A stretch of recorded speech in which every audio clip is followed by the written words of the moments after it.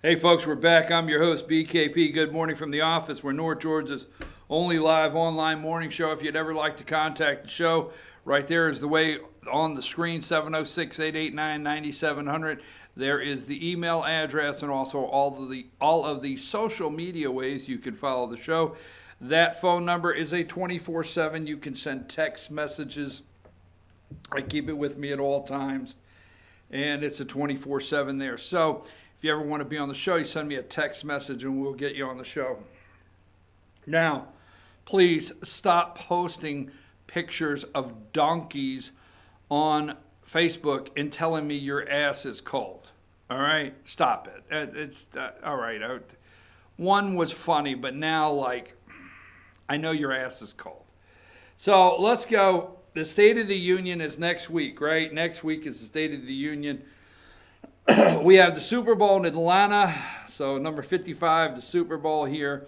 Between the Rams, there's all kinds of lawsuits. There's all kinds of grievances, complaints, you name it, with the NFL over the Saints' loss to the Rams with the bad call, the bad no call at the end of the game there where the Saints were destined to win. Destined, I believe they should have won myself, but that's okay, all right? The controversy will surround the Rams. If Tom Brady and Belichick win, it'll be because they played the Rams and didn't play the Saints. And if the Rams win, you know, there's an asterisk to some because they shouldn't have been there in the first place. It's just going to be... It's going to be giving them something to talk about all week, but by the time Sunday gets here, folks, it'll be warm in Atlanta. It will not be like the last Super Bowl. There's two things we're hoping does not happen at this Super Bowl as opposed to the last one at the Georgia Dome. This one will be the first one at the Mercedes-Benz Dome. The reason we spent the $1 billion to build this monstrosity, and there is some taxpayer money in there no matter what they tell you. Second, keep in mind this Sunday all those private jets that fly in and those $7,500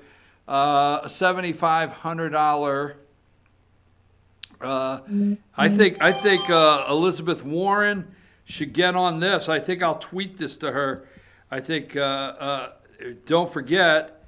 I wonder when Elizabeth Warren takes her tax plan on the road, if she'll remind people that the NFL,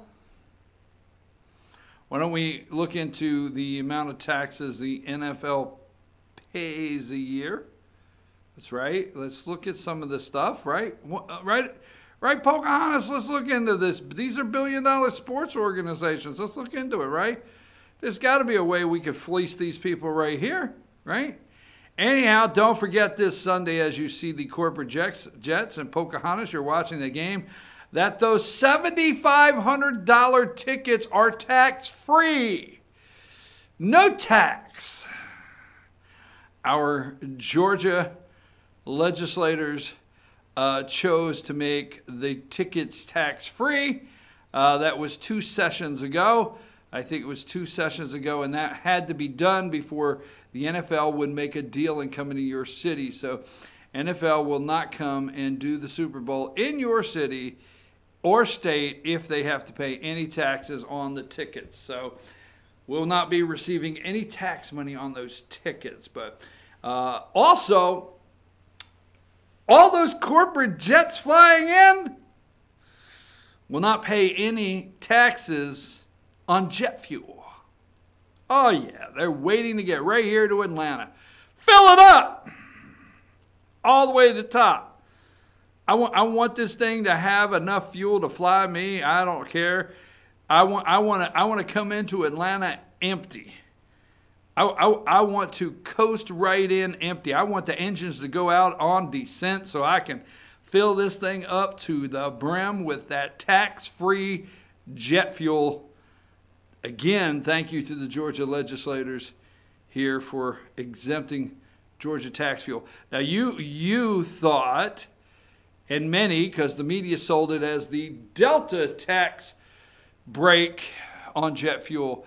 But no, it doesn't matter what you're flying. You're flying air corporate because you've bought a $7,500. You can really evade some taxes flying into this Super Bowl this weekend. That's right. No jet fuel tax.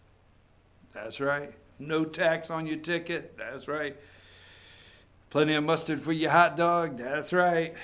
Anyhow, so that is this Sunday. There's two things that we're hoping will not happen this time. Last time it was at the Georgia Dome, and it was bitter cold that time, and we had a major ice storm. Yes, and it really put a deep freeze on the Super Bowl. And then allegedly, although he did get off and he was acquitted on the charges, allegedly Ray Lewis went up to Buckhead that night and was involved in murdering someone. But again, he was allegedly did it, and then he was found. Charges were dropped against him. But we hope none of that happens this time. No former football players named in the possibility of murder Sunday night while they're out partying. And it will be nice and warm. So that's coming up this Sunday, the Super Bowl. Now, the State of the Union is next week, and we know, number two, I am. What are you looking for from the State of the Union? That's what I'm looking for. We're on Ginsburg watch here. We want to see Ruth. I don't care if they have to wheel her in, and I don't care if she sleeps. I don't care if she goes like this through the whole thing, okay? All right, I just, wake up, Ruth. Ruth, wake up. It's over. It's over. Wake up. Now, the giveaway at the State of the Union is if Ruth is in her black robe and she has actually got one of the justice have one arm around this one, and it looks as though she's walking down the aisle. Let's watch for that. So we do know Fox News anticipates she will expire like a gallon of milk here in 2019. We do figure 2019 is the end of the road for her. Fox has already put that stamp up there, ready to go. And so we're on Ginsburg watch for the State of the Union. Now, next week, the President of the United States of America, Donald J. Trump, will give the State of the Union. All right? And what'll happen, we can leave the Ginsburg up there for a minute because we're all looking for her and people should be able to see her. I mean, just yesterday I went over to get some milk and she was on the carton. Right? I love it. Missing. Have you seen Ruth Ginsburg? Missing. Gallon of milk. Back of the cereal box. I mean, Amber Alert. You name it. We're looking for Ruth. Okay? So, anyhow, somebody sent me a little cartoon yesterday that the United States Supreme Court was ruthless. All right, that was funny, right? Where's the drum roll? So the State of the Union address will be next week, and the President of the United States will go to the door. Go ahead and take her down. That's tough to look at, not knowing the truth of where she's at. So the President of the United States, and they will open the door, and the Sergeant of Arms, is that his name, of the House? Is that what his name is? He is the Sergeant of Arms of the House, or whatever he is, and he'll yell, "Mr. Speaker! Mr. Speaker! The President of the United States, Donald J. Trump!" And, and Donald J. Trump be shucking and jiving all the way down through there next week. Can't wait for it. And they'll be over there trying to shake hands with him. There'll be the ceremonial handshake down the aisle, and he'll get up there to the podium, and Nancy Pelosi will have to get up and say, boom, boom, boom, boom. Okay, the President of the United States, Donald J. Trump. Whoa, and everybody goes crazy again. So anyhow, that's going to take place, and he's going to give the State of the Union address. And we're going to see what happens. But immediately after, what they do, okay, is they pick an up-and-comer. They pick somebody. Remember Marco Rubio, what was it, the State of the Union address that he did the, it was always the Rubio moment. Anytime you take a drink on live TV, excuse me, it was the Marco Rubio moment when he was doing his response, but they were grooming him for bigger and better things, and he gave the response. But you remember when Bobby Jindal, you remember Bobby Jindal for the Republicans? Remember in Louisiana, Governor Bobby Jindal, he gave the Republicans response. So there's not always a big, meaningful stamp on the State of the Address. But this time, right after the State of the Union, instead of Cory Booker, instead of Kamala Harris, I mean, instead of Ocasio, whatever her name, the new socialist Democrat that the left is in love with, absolutely in love with, the new standard bearer of the Democrat, you would think she would give the response. Oh, no, no, no, no. No, no, no, no, no. She's not giving the response. Let's go to number 16, because all over the media, this is the big talk. Axios, one big thing, every morning on MSNBC, political stars no longer need to hold office. Okay, Stacey Abrams. Now, Stacey, what you need to know, Stacey is the former Democrat leader in the House of Representatives for the state of Georgia. So she was the leader in the House of Representatives in the state of Georgia. And the members of the House of Representatives will tell you, as the Democrat leader in Georgia on the House side, she's a formidable foe. I mean, when they did legislation down there in Atlanta, Stacey's tough over there in the House. And Stacey pushed on Ralston, Speaker of the House. They'll tell you now, Stacey was tough. And they'll tell you Stacey brought some stuff to the floor there. Abrams brought some stuff to the floor there that made it into several Republican bills. But they say she was a tough negotiator on the floor. Now, what you got to remember, if you're out there nationally, you need to listen to this no matter what. Because you're going on the Drudge Report and you're going to hear Texas is concerned about Donald Trump in 2020, right? You've read that. Texas concerned Donald Trump's not a lock for 2020. Texas. So, excuse me for doing that. I'm having a problem here.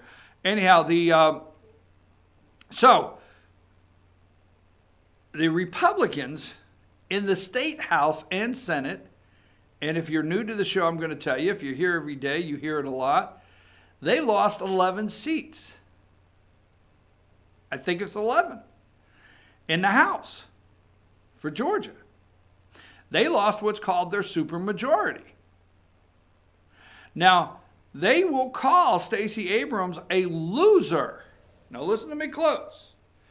Republicans all through the state of Georgia will yell she's a loser. Okay? Georgians will all say, so many of the Republicans will say very ugly things concerning Michael Strahan's little sister here. But keep in mind, her loss in Georgia was 55,000 votes. Now, I have been saying this for a long time. I call it the Georgia Blue Plan, and the Georgia Blue Plan is working. I know you don't like it, but let's deal with it. And Donald Trump and David Perdue knew last Friday that the Georgia Blue Plan is working.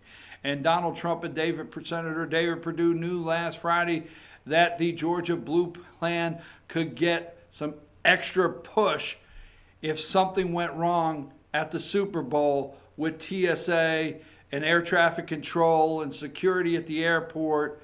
I mean, they would be looking for people to trip and fall on a curb and be due to not enough security at the Super Bowl. The media was ready to blow up the Super Bowl, literally in a negative way, to hurt Trump and Perdue in Georgia to help with the Georgia Blue Plan.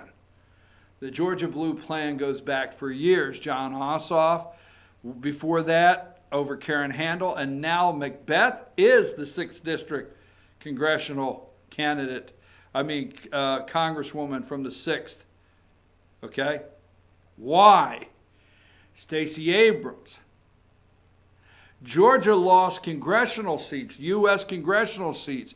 Why? Stacey Abrams. Georgia lost 11 House seats. Why? Stacey Abrams. This lady lost by 55,000 votes. Now, you're mad out there because she challenged it in court.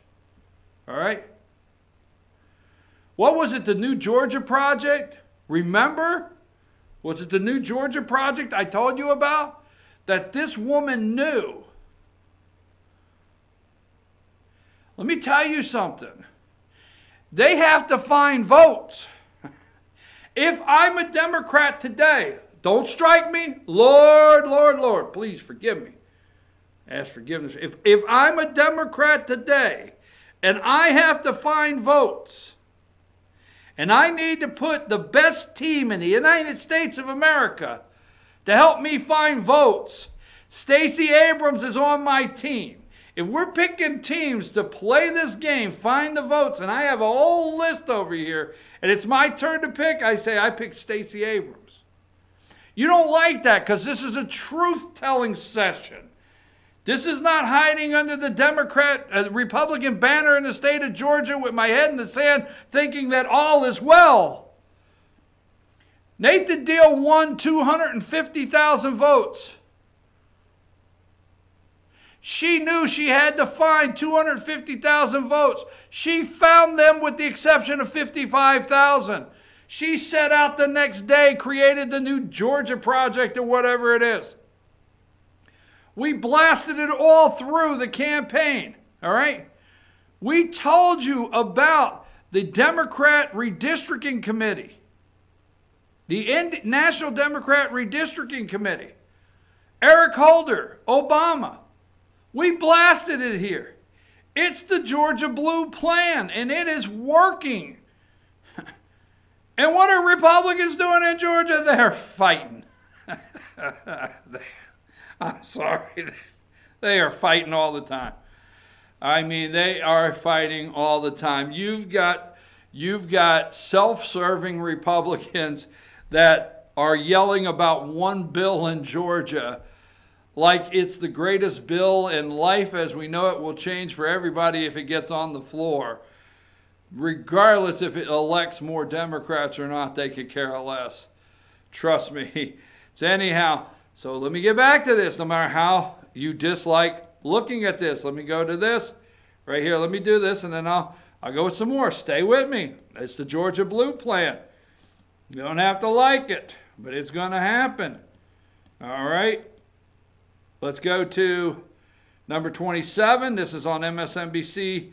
Stacey Abrams to deliver. This is again another one. They kept doing it. State of the Union. Now let's go to number 29. Stacey Abrams tweeted out, at a moment when our nation needs to hear from leaders who can unite for a common purpose, I am honored to be delivering the Democrat State of the Union response, okay? Fair fight action. Look at the tweet. Fair fight action. She started the Georgia Project. Then voter suppression was the theme through the campaign. It will be that theme nationally. They used it in Georgia. It worked in Georgia. They're getting ready to go national with voter suppression. Okay, then she comes out and she created a nonprofit Fair Fight Action. Okay, a new one. Fair Fight. So she could bring all these lawsuits. Look up the Fair Fight Action, Stacey Abrams. Now, you don't have to like it. 11 House seats in Georgia gone. Senate seats gone. Congressional district in the 6th gone. 55,000 votes shy of being the governor of the state of Georgia. I can't get any. I'm wondering if I'm getting anybody to listen. I really am. The way I have yelled this, I knew this was coming. Okay. Now I told you last Friday. All right. She will give the State of the Union. She's going to do one or two things. All right. she's going to give the State of the Union, and here's the funny thing.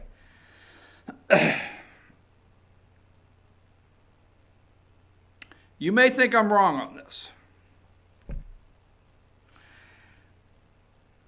You want me to believe, and I'm talking to the deep state DNC out there, you want me to believe that Hillary Clinton was set up to win, okay? Hillary Clinton was set up to win, all right? The nomination from the Democrat National Committee over Bernie Sanders, which we then found out through emails that were released by WikiLeaks that we find out that what? That the DNC stole it from Bernie. They were laughing at him. How'd we find out? Emails, right? Now, Roger Stone is the guy that they're wanting to put in jail, claiming he had access not to the emails, but to the knowledge they were coming out. At no time did they ever discuss the emails themselves and what we learned. You don't discuss what we learned, okay? So, you want me to believe that the DNC, which we found out, screwed Bernie Sanders, screwed the Bernie Sanders voters, put a lock in place. Deborah Wasserman Schultz and Donna Brazile set up the questions on CNN for Hillary. But you want us to believe that that DNC that did that has cleaned up their act. Why, it's squeaky clean. And you want me to believe, you want to look through that camera and tell me that all of these 20 candidates that are supposedly running, that are stacking up, that the DNC does not know today who will be their nominee. That's what you want me to believe? Okay. You want me to believe it's going to be a fair fight between Kamala Harris and Elizabeth Warren? You want me to believe it's going to be a fair fight between the little gay mayor out there in Indiana, I forget his name, and Castro down there, wherever he's from? You want me to believe it's going to be a fair... Okay. Want me to believe that it's not going to be a setup? Okay. Think about this. Let me give this little picture to you. Let's go with... which one am I at there here?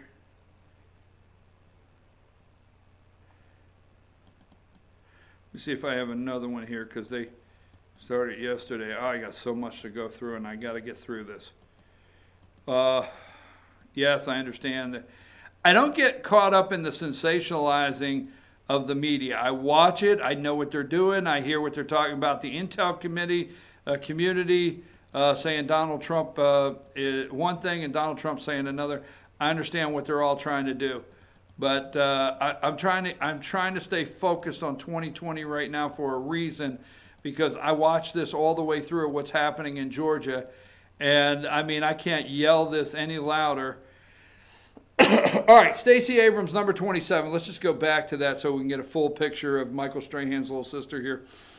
Anyhow, so now picture her. 55,000 votes away from winning. Either two things are going to happen. One, she runs against David Perdue. Go to number 3. For 2020 Senate. Runs against David Perdue for 2020 Senate. Now, Senator Perdue has got his Make America Great hat on, and I think he was wearing that Make America Great hat before it was tagged as the new Confederate flag, and after Charlottesville, only us racist white people wear them.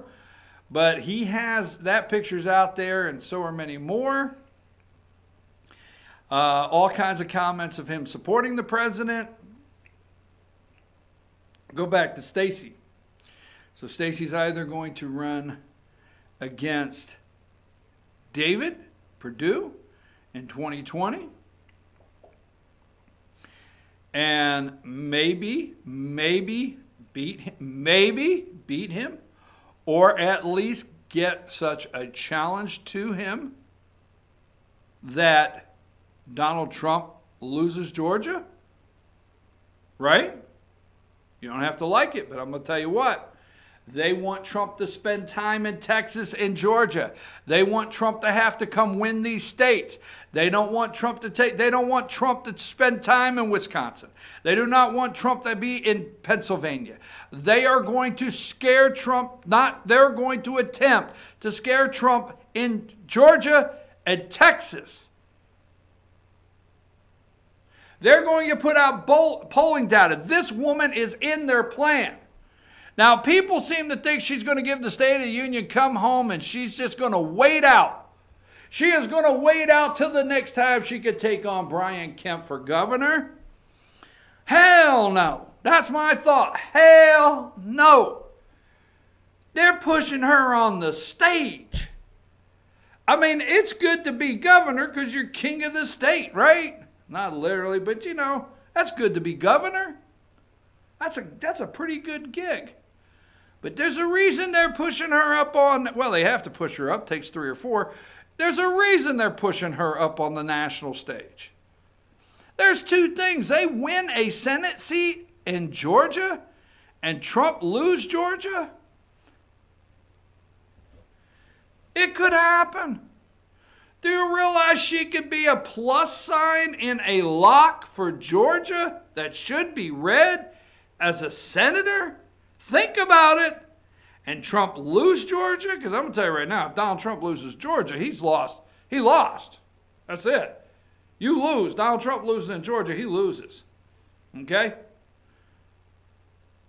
So they pick up a Democrat in the White House, and they pick up a Senate seat in Georgia of all places, and Nancy's in charge? Because it's going to be tough to take back the House. I don't even hear that yet. I don't hear that yet on how Republicans plan to take back the House, because I don't think they feel they can right now, or they're in that position. So I'm just saying right now, all right, what would she look like running with Joe Biden? What if that is Joe Biden's vice presidential pick? And Joe can run as a somewhat moderate for the older Democrats, and she can bring the progressives along and try to win Georgia. Just saying, okay? So you keep in mind when you attack Speaker of the House David Ralston, and you keep in mind when you attack the people down in Atlanta that they're not pushing the legislation you want. There's a Democrat, the Democrat blue plan is in full force, running 110% in Georgia, and we need to get ready. Take us a break, we'll come back. I'm going to get off of that because there's going to be a lot more, but don't get confused on this State of the Union address. It's Stacey Abrams and Georgia and Trump and David Perdue. Take us a break.